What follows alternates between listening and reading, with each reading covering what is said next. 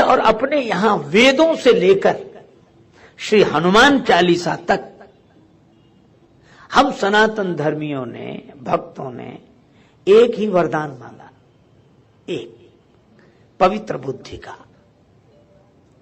गायत्री मंत्र में भी पवित्र बुद्धि की प्रार्थना है, धियो यो न प्रचोदयात्।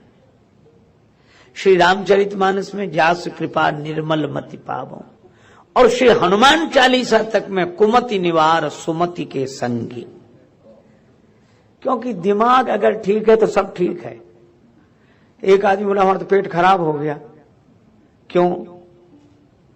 खा गए ज्यादा, वो कहते रहे तो रोका नहीं था।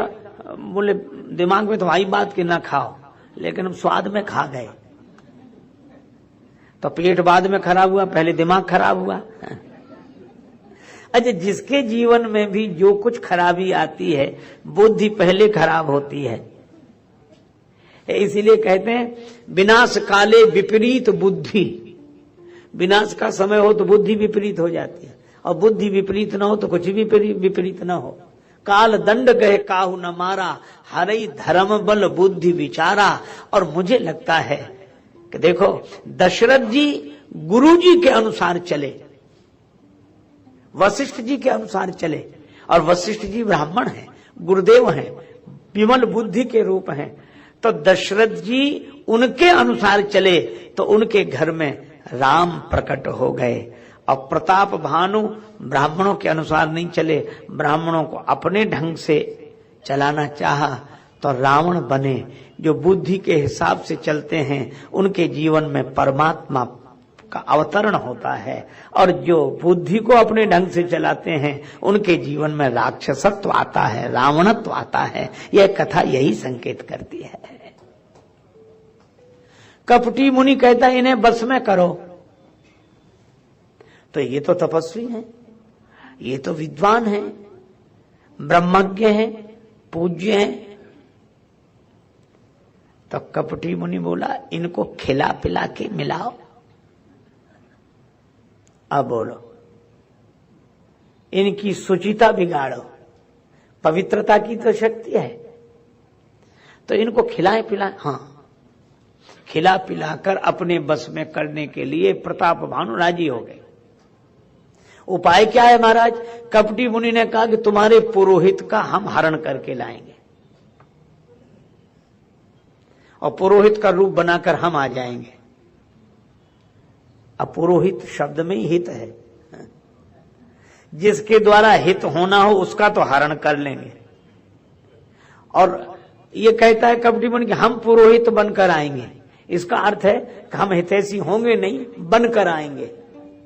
और जो हितैषी ना हो और हितैषी बनकर आए, वे तो जीवन को नष्ट करने के लिए ही आएंगे। और जिनसे हित हो, असली पुरोहित का हरण और नकली पुरोहित का पदार्पण, ये तभी होता है जब दुर्बुद्धि होती है। विभीषण जी ने रावण से यही कहा था, तव और कुमति बसी विपरीता, हित अनहित मानव रिपु प्रीता।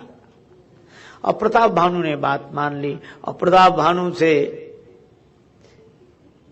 कपटी मुनि ने कहा कि अब विश्राम करो। गए निसी बहुत शयन अब कीजे, और मोहित तो है भूप भेंट दिन तीजे। तीसरे दिन हमारी तुम्हारी भेंट होगी। अच्छा, लेकिन एक बात है, मैं आऊं तो पहचान लेना। कहा हाँ वो तो ठीक है। और कहा कि तुम निश्चिंत होकर सो जाओ, तुम सोओगे यहां, जगोगे घर में। अरे महाराज मैं वहां, हाँ, तुम्हारे घोड़े सहित तुम्हें घर पहुंचा दिया जाएगा, तुम्हें तुम्हारे भवन में और घोड़े को अश्वशाला में। लेकिन एक बात है, ये चमत्कार तो होगा पर किसी को पता मत लगने देना। 2 कान हमारे, 2 तुम्हारे, 4, तीसरे के पास बात नहीं जानी चाहिए। छठे श्रवण यह परत कहानी, नास तुम्हार सत्य मम बानी। मैं भोजन बनाऊंगा, तुम भोजन परोसना, 1 वर्ष तक ब्राह्मणों को निमंत्रित करो। ठीक है। प्रताप भानु ने पूरी बात मान ली और सो गए। अब वह तो सो गए, पर कपटी मुनि को नींद नहीं आ रही है। यह हाल है, दूसरों को विश्राम देने की सलाह देने वाले को खुद नींद नहीं आ रही है, उन्हें खुद विश्राम नहीं मिल रहा है। श्रमित भूप निद्रा अति आई और सो किम सो, सोच अधिक आई। वो कैसे सो जाए, उसको तो बड़ी चिंता है।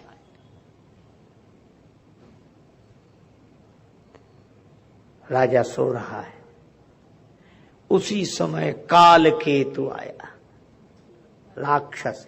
अब इन शब्दों पर भी विचार करो। सत्य केतु का बेटा सो रहा है और काल केतु जाग रहा है। केतु माने झंडा, सत्य की ध्वजा फहराने वाले का वंशज अंशज जब सो जाए तो फिर काल का झंडा फहराना ही लगता है। और रात का समय है। अच्छा, रात का समय किसके जीवन में आया? का प्रताप भानु के जीवन में। तो भानु के जीवन का सौभाग्य, सूर्य का सौभाग्य दिन है और रात्रि तो उसके लिए प्रतिकूल है, दुर्भाग्य है। तो प्रताप भानु का बुरा समय आया। इसका अर्थ यह है कि समय बड़ा बलवान है, ये जाग रहा है। कितनी अद्भुत बात है। राजा सो रहा है पर काल केतु जाग रहा है। हम लोग सोते रहते हैं पर हम लोगों का समय तो जागता रहता है, समय कभी नहीं सोता। और यह आया, थोड़ी देर छिप गया था गुफा में। ये काल भी कभी कभी छिप जाता है, हमको लगता है ही नहीं, पर जैसे ही हम सोते हैं, हम इससे आंख मूंदते हैं, वैसे ही ये प्रकट हो जाता है। और इसने कपटी मुनि से कहा कि अब तुम चिंता मत करो, तुमने हमारी सब भूमिका बना दी। तो काल केतु राक्षस ने चमत्कार किया। भानु प्रताप बाज समेता, राजा प्रताप भानु को घोड़े के सहित, अच्छा राजा जहां जाता है घोड़े के साथ जाता, जाए गए और घोड़े सहित आ गया, सोते हुए आ गया। अच्छा, घोड़ा माने मन, ये इच्छा जिसकी होती है मन के आधार पर ही तो चलता है, घोड़े के आधार पर मन। एक आदमी लड्डू बांट रहा था, लो लड्डू लो, लड्डू लो। किसी ने कहा किस खुशी में बांट रहे हो? बोला हमारा घोड़ा खो गया है, इस खुशी में बांट रहे हैं। तो किसी ने कहा घोड़ा खो गया, ये खुशी की बात है? घोड़ा खो गया, ये खुशी की बात है? उसने कहा कि हाँ, घोड़े के जाने का दुख नहीं है, खुशी हमें दूसरी है। क्या? बोला अच्छा था कि हम घोड़े के साथ नहीं थे, नहीं तो हम भी खो जाते, हम तो बच गए।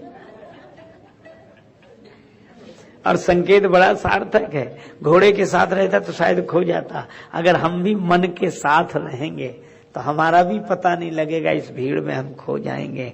इसलिए मन से अपने को अलग करके देखना। राजा पहुंच गया और उस काल केतु राक्षस ने ऐसा चमत्कार दिखाया कि राजा को तो भवन में और पुरोहित का, और अश्व को अश्वशाला में और पुरोहित का हरण करके लाए। अब राजा प्रताप भानु जगा, अभी रात थी, जो देखा कि हम तो भवन में, हा क्या चमत्कार हुआ है।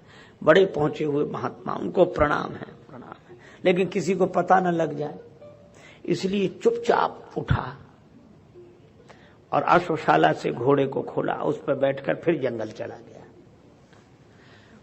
और 2 पहर बाद लौट कर आया। गए जाम जुग भूपति आवा, घर घर उत्सव बाज बधावा।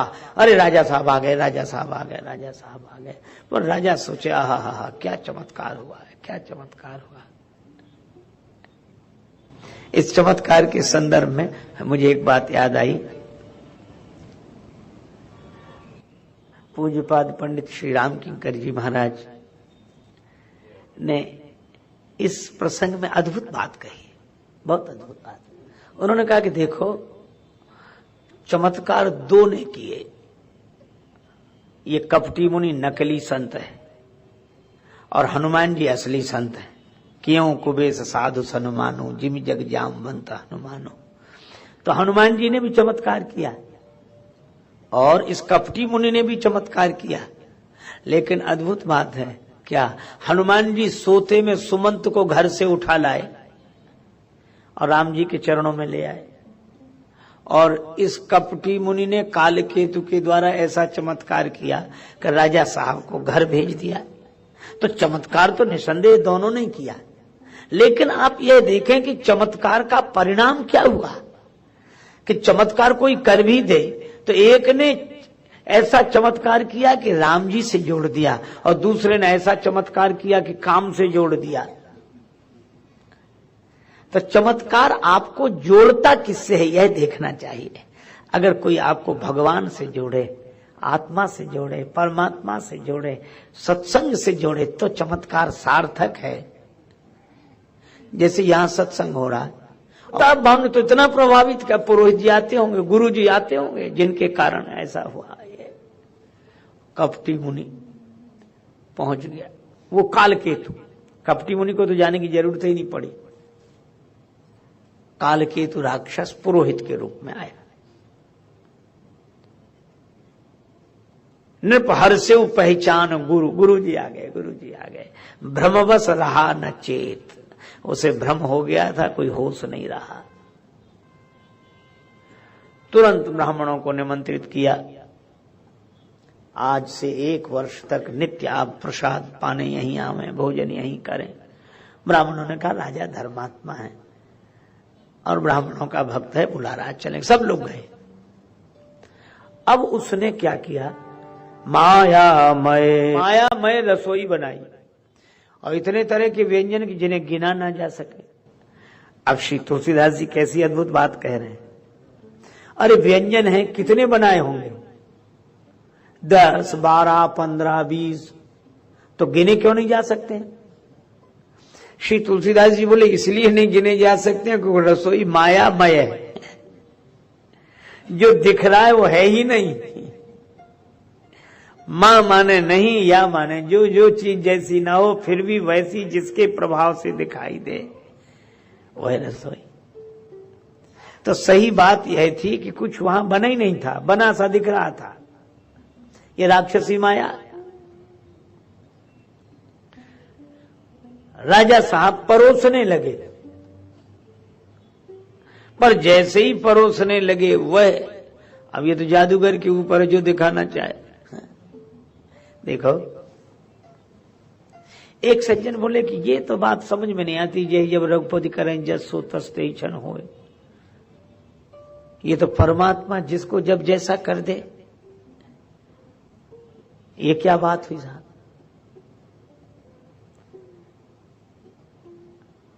अब क्या ऐसा संभव है जब रघुपति करें जस सो तस ते क्षण होए, वो वैसे ही हो जाता। ज्ञानी होने पर भी कहो मूर्ख हो जाए, मूर्ख हो तो ज्ञानी हो जाए, और जैसा चाहो वैसा बन जाए। ये क्या मतलब, क्या ऐसा संभव है। हमने कहा है कि इस युग में कोई प्रमाण, हमने कहा सबसे बड़ा प्रत्यक्ष प्रमाण है क्या, जादूगर अपने जादू के प्रभाव से वह जो दिखाना चाहता है आप वही देखते हो। जहां जो चीज नहीं है वही दिखा दे, और हो तो नहीं दिखाए, और नहीं हो तो दिखा दे।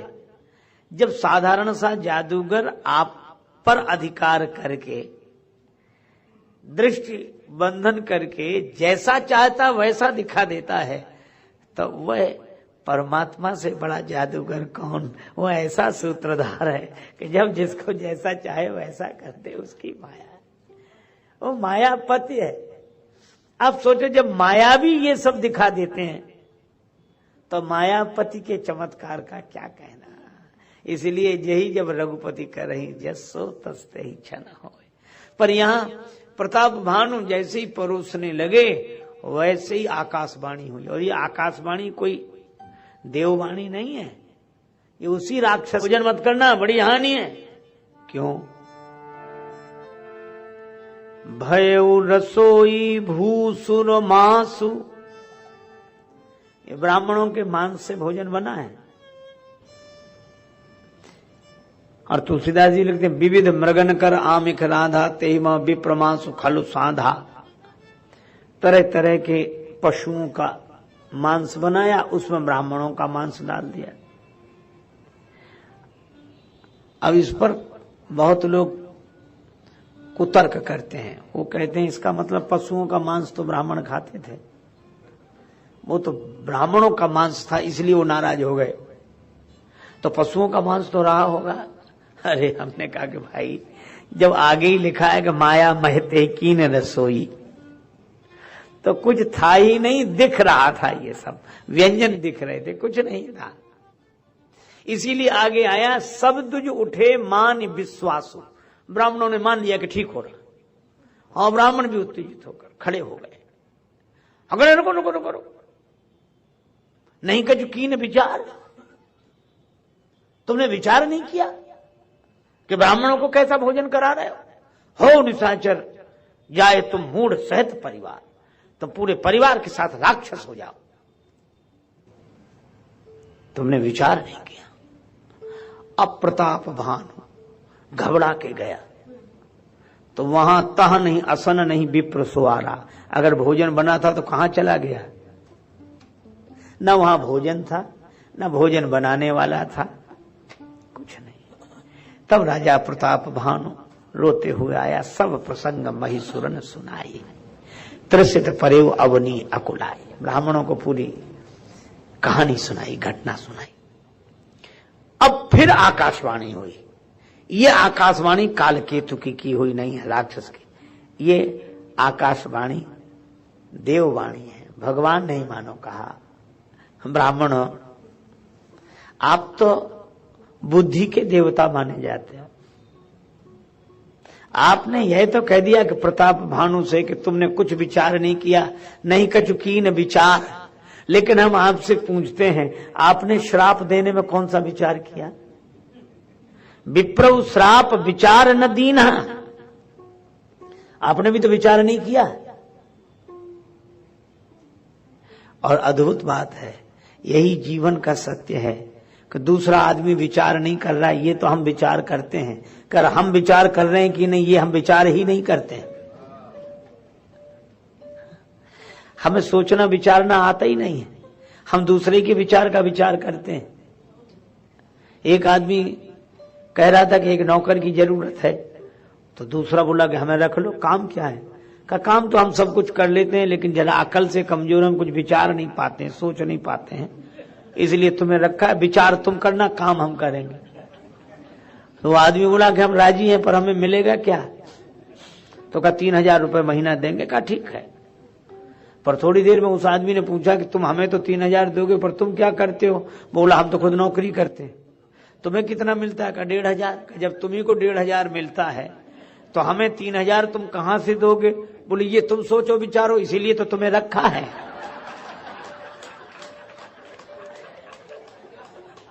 अब ऐसी तो हालत है। अब ब्राह्मण प्रताप भानु से तो कह रहे हैं कि तुमने विचार नहीं किया, पर ब्राह्मणों ने खुद विचार नहीं किया कि इतनी जल्दी श्राप मत दो।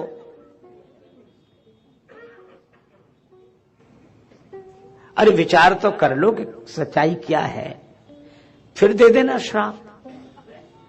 पर दे दिया, और उसका परिणाम यह हुआ कि प्रताप भानु को फिर समझाया, भूपति भावी मिटे नहीं। ब्राह्मणों ने भी कहा कि यद्यपि तुम्हारा दोष नहीं है, लेकिन ये होनी है, हो गई। यद्यपि न दूषण तोर, पर इतना जरूर है कि तुम राक्षस भी रहोगे तो बलवान रहोगे, धनवान रहोगे, वैभववान रहोगे, और ये दोष। परिणाम क्या हुआ, प्रताप भानु का कोई दोष नहीं, तो भी ब्राह्मणों ने श्राप दे दिया बिना विचारे। और वह प्रताप भानु रावण बना, तो उसने क्या किया, ब्राह्मणों का कोई दोष नहीं था,